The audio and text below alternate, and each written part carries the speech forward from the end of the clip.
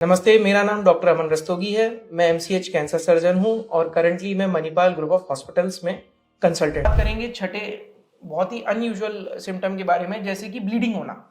मान लीजिए आप कभी खांस रहे हैं, खांसी में आपको थूक में ऐसा लगा कि ब्लड आया है, या फिर उल्टी करते हैं, उल्टी में आपको ऐसा महसूस होता है कि काले रंग की उल्टी आ रही है या फिर बिल्कुल लाल रंग की उल्टी आ रही है, या फिर लेट्रिन करते समय आपको ऐसा एहसास होता है कि बिल्कुल लाल रंग का खून बह गया है या काले रंग का खून बह गया है। तो ये सभी लक्षण हैं किसी ना किसी चीज़ के।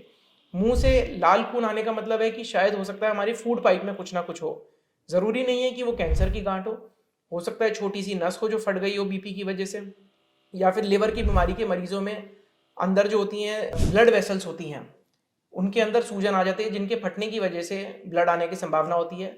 स्टमक कैंसर के अंदर क्योंकि हमारा एसिड बनता है पेट के अंदर, तो काला ब्लड जो होता है वो काला हो जाता है और वो उल्टी की तरह निकल के आता है। खांसी के समय अगर आपको लगता है कि छींटे आ रही हैं ब्लड की, तो ये एयर पाइप, जिसको हम ट्रैकिया बोलते हैं, एयर पाइप या लंग कैंसर का भी एक निशान हो सकता है। दूसरी चीज, लेटरिन के रास्ते खून आना भी इसलिए एबनॉर्मल है। क्यों? क्योंकि लेटरिन के रास्ते जरूरी नहीं है कि वो खून कैंसर की वजह से हो। बवासीर, बगंदर, बहुत सारी चीजें हैं जिसकी वजह से खून आ सकता है। बट डेफिनेटली आपको एक कंसल्टेंट या फिर किसी स्पेशलिस्ट से सलाह लेनी है, ताकि आप ये रूल आउट कर पाए कि हाँ ये कोई मेजर चीज नहीं है। चौथी चीज, पेशाब के रास्ते खून आना। पेशाब के रास्ते खून आना और उस खून में दर्द नहीं होना, ये सबसे इंपॉर्टेंट सिम्टम है ब्लैडर कैंसर का, मतलब कि जो पेशाब की थैली होती है उसके कैंसर का।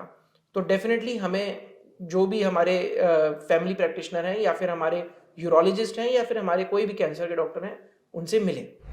सातवीं चीज़ जो सबसे इंपॉर्टेंट है वो मैं बोलूँगा, जो हम बहुत कॉमनली नज़रअंदाज करते हैं। अगर मान लीजिए हमें कब्ज़ चल रहा है बहुत लंबे समय से, या फिर हमें लगता है कि लेटरिन पतली चल रही है, तो डेफिनेटली 3-4 दिन के लिए ये सब नॉर्मल एपिसोड है। फूड इन्फेक्शन की वजह से भी हो सकता है, डाइट आपने कहीं कुछ और ले ली उसकी वजह से हो सकता है, चेंज इन डाइट पैटर्न की वजह से हो सकता है। बट अगर यही चीज़ हफ्ते भर, 15 दिन, 20 दिन चली ही जा रही है, आपको लग रहा है कि कल कब्ज ठीक हो ही नहीं रहा है, लेटरिन पतली आ रही है तो पतली ही आ रही है, ठीक नहीं हो रही है, ये भी बहुत इंपॉर्टेंट साइन है बड़ी आंतों के कैंसर के। बड़ी आंत के कैंसर में ये सब चीज़ें बहुत कॉमनली पाई जाती हैं। ब्लड से ज़्यादा, ब्लीडिंग से ज़्यादा आपको लगेगा कि हमारे पास जो मरीज आते हैं वो बोलते हैं कि जी हमें तो 2-3 महीने से कब्ज ही कब्ज रहता है। कोई बोलते हैं जी 2-3 महीने से हमें लेटरिन पतली आ रही है। कोई बोलता है कि जी लेटरिन की जगह हल्का हल्का पानी आता है लेकिन लेटरिन खुल के नहीं आती है।